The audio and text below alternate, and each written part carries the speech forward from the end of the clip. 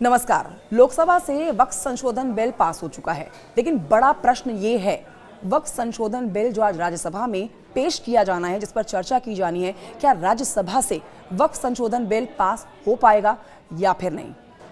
खबरों का बाजार गर्म है। सोर्सेस बता रहे हैं कि विपक्ष ने राज्यसभा से वक्फ संशोधन बिल को पास ना कराने के लिए एक रणनीति तैयार की है और पूरा विपक्षी दल एकजुट होकर राज्यसभा से किसी भी कीमत पर, किसी भी लिहाज पर लोकसभा से पास हो चुके वक्फ संशोधन बिल को आज राज्यसभा से पास नहीं होने देगा। इस पर विपक्ष की रणनीति क्या है, साथ ही विपक्ष की राय क्या है, इस पर विपक्षी दलों के नेता इस पर क्या कुछ कह रहे हैं, आइए आपको सुनाते हैं।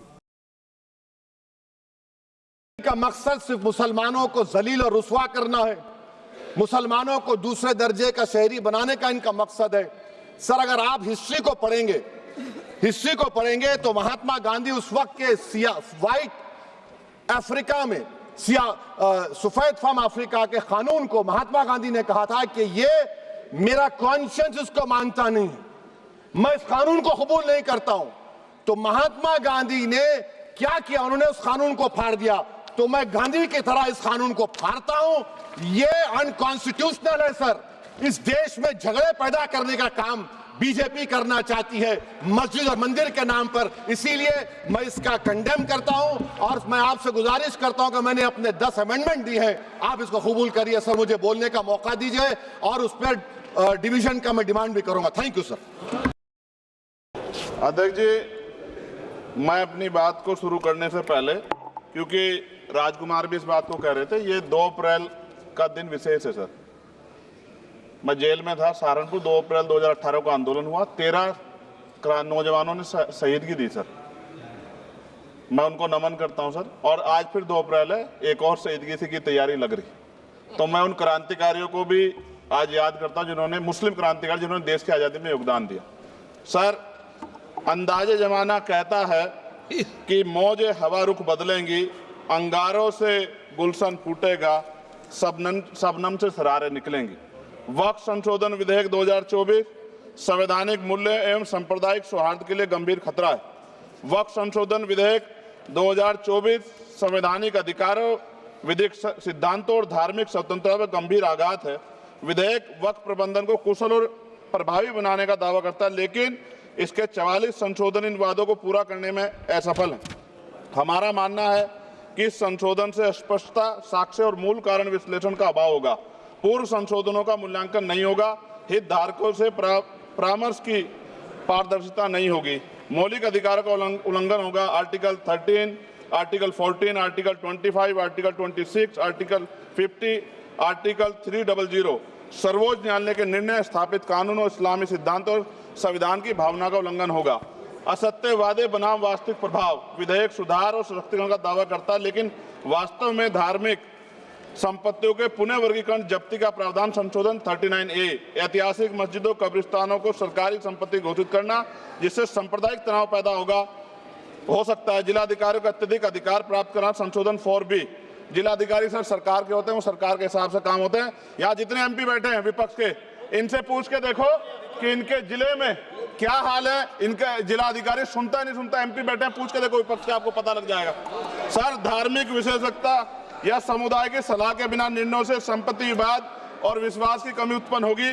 ट्रिब्यूनल की शक्ति कमजोर करना और मुस्लिम प्रतिनिधित्व हटाना, संशोधन 10B। धार्मिक कानून की त्रुटिपूर्ण व्याख्या और पक्षपाती निर्णय, दानकर्ता इच्छा की उपेक्षा व धार्मिक स्वतंत्रता का हनन, संशोधन 5A। दानकर्ता द्वारा समर्थन वापस, जिससे सामुदायिक संस्था कमजोर हुई। गैर मुस्लिमों द्वारा स्थापित वक्फ सुरक्षा समाप्त करना, संशोधन 104 की समाप्ति।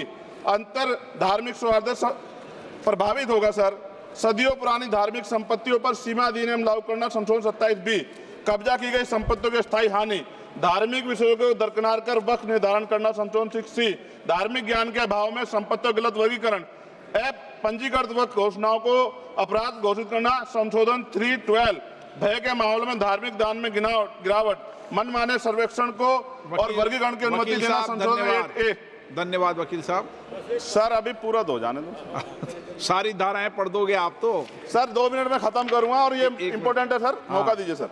बिना जवाबदेही के बड़े पैमाने पर वक्फ संपत्तियों का पुनः वर्गीकरण, प्रशासनिक भ्रम और प्रभावशीलता को नुकसान पहुंचाना, संशोधन 12D कानूनी विवादों और कुप्रबंधन को वक्फ बोर्डों की विश्वसनीयता का नुकसान, स्पष्ट आधारों पर राज्य द्वारा वक्फ बोर्ड को भंग करने का अधिकार संशोधन 3C राज्य के व्यापक विरोध प्रदर्शन धार्मिक लक्ष्य का लक्ष्य, सार्वजनिक हित के नाम पर वक्फ प्रशासन पर पूर्ण नियंत्रण संशोधन 37C2 व्यापक स्तर पर शांति विरोध प्रदर्शन कानून व्यवस्था गंभीर स्थिति।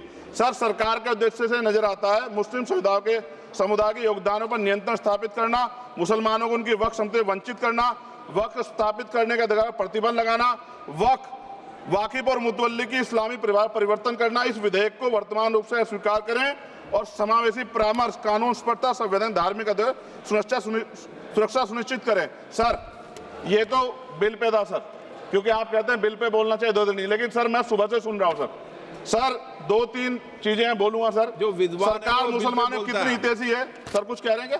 जो विद्वान होता है वो बिल पे बोलता है। सर बस खत्म कर रहा हूं। सरकार कितनी हितैषी है सर? केंद्रीय मंत्रिमंडल में एक भी मुस्लिम मंत्री नहीं। सच तो यह है कि अभी ईद पे नमाज पढ़ने के लिए भी नए नियम बनाए गए और जो नमाज पढ़ रहे थे उनके पीछे पुलिस कर्मचारी लाठी लेकर खड़ा था, मैंने खुद देखा सर। अगर सरकार इतनी देर सच्चर कमेटी की रिपोर्ट पर चर्चा कराएगी, बिल्किस बानो के आरोपियों का जेल से बाहर आने के बाद स्वागत किया गया सर। मुसलमानों की जमीन की बात है, SC/ST की जो जमीन है वो छीनी जा रही है सर। कानून से ऊपर उठकर मुसलमानों घरों पर बुलडोजर चलाए गए, सबने देखा। सुरक्षा की बात करते हैं, लिंचिंग की गई, मुसलमान मारे गए सर।